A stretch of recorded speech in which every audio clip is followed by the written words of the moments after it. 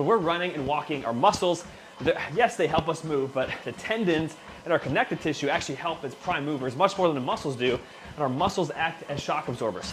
And our most powerful shock absorber is our quad right in the front of our leg here, and if this muscle is turned off or it's weak, what happens is that this powerful shock absorber cannot do its job, the knee joint takes a brunt of that force that causes a lot of, if you have a runner's knee, just knee pain in general, when you get this quad to turn on and act as a shock absorber, it really helps take care of a lot of knee issues.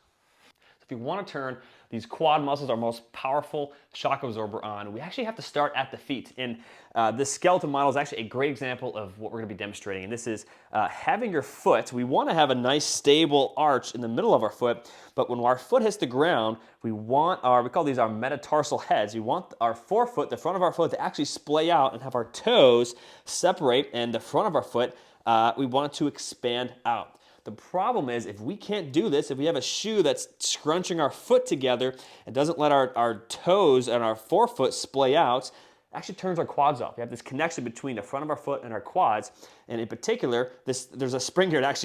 It's almost exactly where this is. It's called the transverse metatarsal ligament that expands these metatarsal heads, and if this cannot expand, if that ligament doesn't get that tension on it, it turns the quads off. So we can make sure we're in shoes, not just zero drop shoes or minimal shoes, just a shoe that has a wide enough toe box that can allow our foot to expand the way it's supposed to, not be all scrunched up. It will actually help turn our powerful quadricep muscles on, turn them on. Again, it's our most powerful shock absorber. So what I'd love to do to help promote this, yes, you want to be in a shoe that's wide enough, and I love Zeros for that. Ultra's a great brand. They've gotten a little bit more narrow over time, and for Ultra's sake, but Zero, big fan of these. I have very wide, fat feet. These help me out a lot.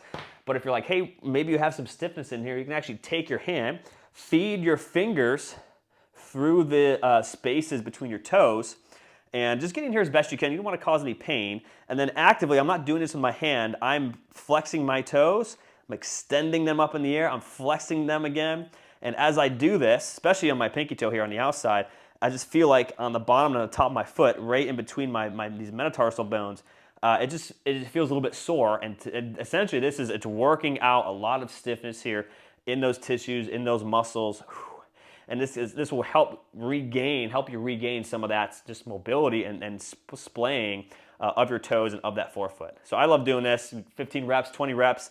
Once it's like, hey, it's like, if it gets too sore, just take a break. Again, we're not trying to cause pain. We're just trying to improve this mobility. And again, if you look at the skeleton model here, I'm just feeding my fingers between my toes, and there's muscles all between these bones here, which if I got a better model, it'll show these, but these can get really, really stiff, and then there's like 4 layers of muscles on the bottom of your foot anyway. All that can get stiff, but this is a great way to start to improve some mobility of this forefoot that will help promote that splaying. And now once we've done all the fancy footwork, we can move on to actually loading and strengthening this quad. I love doing these loaded, banded incline step downs. You can take the band away, you can take the weight away. What I love to do is start slowly going down, pause on the bottom, slowly go up. Think of running, it's a lot more of deceleration, which is me going down, and it's a lot of isometric, so you can pause on the bottom. My quad gets loaded a lot. Doing these for around 10 to 15 reps. The heavier you get, the less reps you're going to be able to do. If this is too tough, simply do this. Take the weight away, keep the band. If you want to go down farther, you can tap down farther in the front. But slow and controlled with the pause is the name of the game. Even if this is too tough, take the band away. Just do them with no weight, or no band, excuse me. Still press that big toe into the ground. This quad should be on fire. A fantastic way to start to strength train and load this quad. And I say strength train, again, running and walking. There's deceleration, which is I'm on the way down. We're working it there. And when we're running, it doesn't go through a lot of range of motion. There's a long period of time, not long, but from running and walking standpoint it is, when you're on the ground, mid-stance, my quad's not moving. It's not contracting, straightening out or contracting the other way where it's bending, the eccentric contraction. It's isometrically contracting. So we want to make sure we're training it that way. And the way to do that is we get that pause. Pause here. Slow up, it's fine. I want to do that, but making sure we're going to slow down, get that few second pause, and then still on the way up. it's a very specific way we can train the quads to start to handle the loads that we're gonna find when we're walking, especially when running.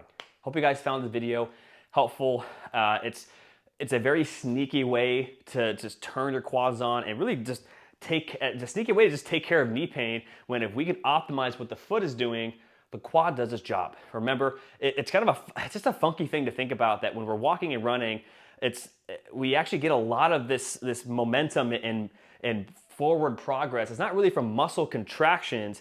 It's more from we're slowing ourselves down. Muscles have to help with that, but what moves us forwards and the energy we get, it's actually free energy. It comes from our tendons, it comes from our fascia, like our Achilles tendon.